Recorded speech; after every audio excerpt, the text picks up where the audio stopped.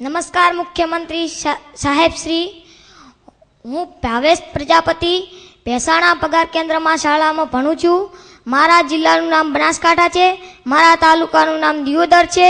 હું આપને એક પ્રશ્ન પૂછું છું. હું આપને વડાપ્રધાન માનું છું. શું આપ પ્રધાનમંત્રીની ચૂંટણીમાં ઊભા રહેશો?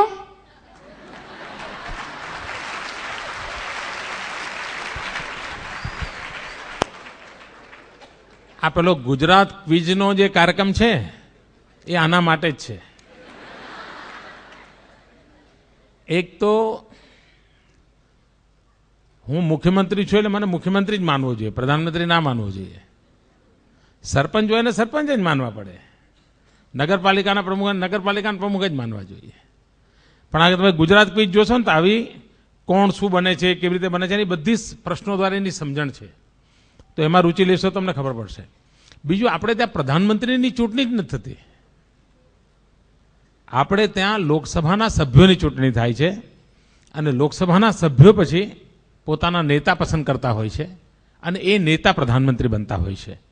તો આપણે જ્યારે ગુજરાત ક્વિઝમાં જઈશું તો આવા બધા તમને સમાજશાસ્ત્રના, રાજ્યશાસ્ત્રના ઘણા બધા પ્રશ્નો છે. તો આપણી આ જે જ્ઞાનની ઉણપ છે એ પણ દૂર થશે. બીજી વસ્તુ એ છે કે મિત્રો, જીવનમાં દુઃખી થવાનું મોટામાં મોટું કારણ કયું?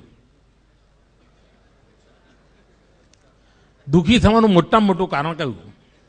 માનો કે તમે નક્કી કર્યું કે હવે ઘેર જઈશ તો મમ્મી આજે પૂરણપોળી બનાવી હશે અને જાઓ ત્યારે સાવ સાદી રોટલી આપે એટલે તમે દુઃખી થાઓ. કારણ તમે અહીં બેઠા બેઠા કારણ વગર મગજમાં પૂરણપોળી ઘુસાડી દીધી. તમે પૂરણપોળી ના ઘુસાડી હોત ને ઘરે ગયા હોત અને મમ્મીએ રોટલી આપે, તમને એવો આનંદ આવ્યો, વાહ ચલો ગરમ ગરમ રોટલી મળી ગઈ. માણસ દુઃખી એટલા માટે થાય છે કે કારણ વગર બધા સપના જોયા કરતો હોય છે, કારણ વગર. હકીકતે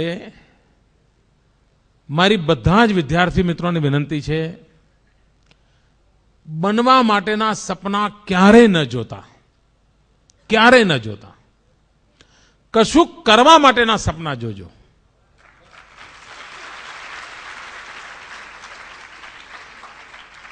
જીવનમાં ક્યારેય દુઃખી નહીં થાવ.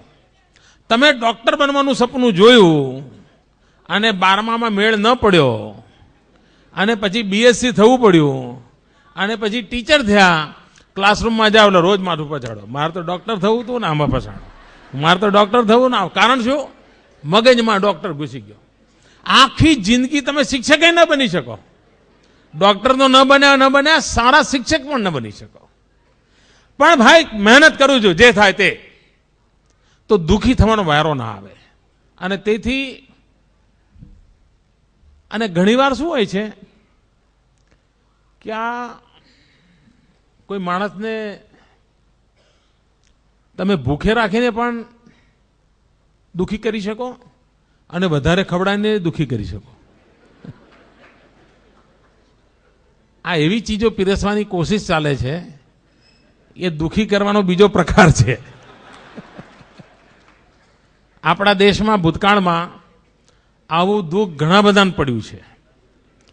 શરદ પવાર જ્યારે મહારાષ્ટ્રના મુખ્યમંત્રી હતા ત્યારે વર્ષો સુધી ચાલ્યું next prime minister. Yashwantrao Chauhan જ્યારે મહારાષ્ટ્રના મુખ્યમંત્રી હતા ત્યારે ચાલ્યું નેક્સ્ટ પ્રાઇમ મિનિસ્ટર. માયાવતીજી માટે ચાલે નેક્સ્ટ પ્રાઇમ મિનિસ્ટર, લાલુજી માટે ચાલે next prime minister, Nitish Kumar માટે ચાલે નેક્સ્ટ પ્રાઇમ મિનિસ્ટર. એટલે લગભગ આપણે ત્યાં રિવાજ થઈ ગયો છે. તો મારે ક્લબમાં નથી જોડાવું ભાઈ. હું ભલો, મારું ગુજરાત ભલું, 5.5 કરોડ નાગરિકો ભલા. એવી સેવા કરીએ ગુજરાતની કે આખા દેશનું ભલું કરવામાં આપણે કામ આવીએ. આપણે એટલું બધું અનાજ ઉત્પાદન કરીએ કે દેશમાં કોઈ ભૂખે ના મરે. આપણે એટલા બધા રોજગાર ઉભા કરીએ કે ગુજરાત દેશમાં કોઈ બેકાર ના રહે. આપણે આપણા ગુજરાતમાંથી પણ દેશની સેવા થઈ શકે. હા કરવું છે ભાઈઓ, તમે સાથ આપશો ને? ચોક્કસ. ચાલીએ આગે.